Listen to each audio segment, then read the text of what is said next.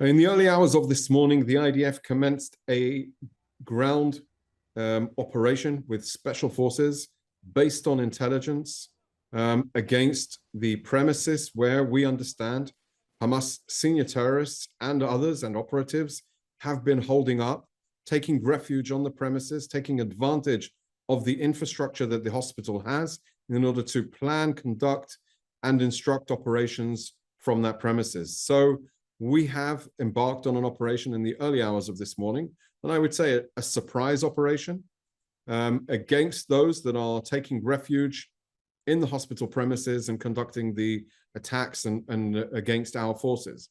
So the reality is one where we are very determined to seek out where Hamas are operating from. And time again throughout this war, we've seen that they have no bars. There is no limits on the cynicism of their operations. They will operate in, around, and beneath hospitals. And this morning, we're proving it once more that they will use the operations of hospital facilities for their terrorist activities. There is nothing shocking about the cynicism of this terrorist organization, and it's definitely not a funny issue or a laughing matter. Hamas have systematically used hospital premises. So when we find weapons, or when we find funds that are stamped with Hamas's insignia, when we find senior leaders like Faik Mavkhouk, who we killed in this morning's raid, it's because we know that they will operate in the urban areas that they've weaponized, and they have weaponized in the most atrocious way, really. The use of hospitals. Hospitals should be used for healing, and they should not be safe havens for terrorists. What they're doing is a crime, and this is why there is nothing about this operation that surprises us anymore, because we know that they just don't care. They don't care for the well-being of the civilians, Israelis or Palestinians. So I think it's a very clear warning to the Hamas Ministry of Health's operatives, their administrators, that we are aware that Hamas is using hospital premises for terrorist activities. And that is why we sent and spoke to them recently in order to warn them that if they don't stop it, then we will have no other choice but to operate against them. I think this is part of the process, of the due process that is required and expected, but also a general understanding of that decency that is required when conducting operations against in areas which are densely populated, where there are civilians being treated or taking refuge. And when we're trying to distinguish between the civilians, the civilian infrastructure, the means and needs of the civilian population. So yes, indeed, we did do a phone call in order to announce that we are aware that terrorists, that Hamas terrorists and other terrorists are taking advantage of the protected authority that hospitals should have. We are also very determined to continue our activities, and that is why, hopefully today, we will continue to facilitate the access and distribute aid to the hospital. And that is precisely one of the messages that we conveyed in that conversation, that we will facilitate, and just let us know what you need so that we can supply it. And we will facilitate the access of humanitarian supplies and medical supplies to the hospital so that they can continue to operate throughout the course of this Special Forces operation. So here's what we know. Faik Mavkhouk was the head of, one of the heads of the internal security. He was responsible for coordination in the Gaza Strip of the terrorist activities, which includes planning and the orders of execution of activities, of terrorist activities. He was basically a target amongst others that we understand were taking refuge. And we've also announced that in the course of the day, over 20 terrorists have been killed in exchanges. They did open fire at our forces as we approached and entered the premises. We found on the road to the hospital that an explosive device also was detonated against our forces. So it just goes to show that they've tried to make this hospital a fortified position to try and protect their activities. that is jeopardizing the hospital, the sanctity of the hospital, and indeed putting the people who are in dire need of the medical services at risk.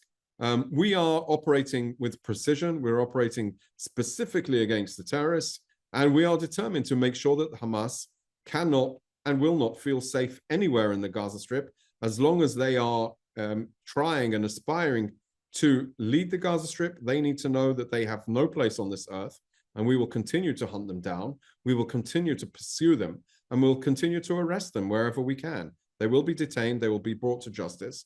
And I would say, David, that every operation that we are conducting, where we are arresting or killing, creates more intelligence that is creating more operations of the likes of this early hours of this morning. We destroyed yesterday a extensive tunnel, over 2.5 kilometers long, a tunnel, an expensive, expansive infrastructure that Hamas used just for one purpose, to commit and conduct terrorist activities, not for the welfare of the people of Gaza, but just for the actions of these terrorists, these ruthless, brutal terrorist organization and its activists. So as we are pursuing them, we are revealing more and more intelligence, more and more of their infrastructure, more and more of their capabilities, and we are degrading and destroying them as we move forward. So a few weeks ago, we released 2 hostages that were being held in Rafah. So we know for one that hostages are most probably there. On the evacuation or in the extraction of the hostages out of the area, we came under heavy fire.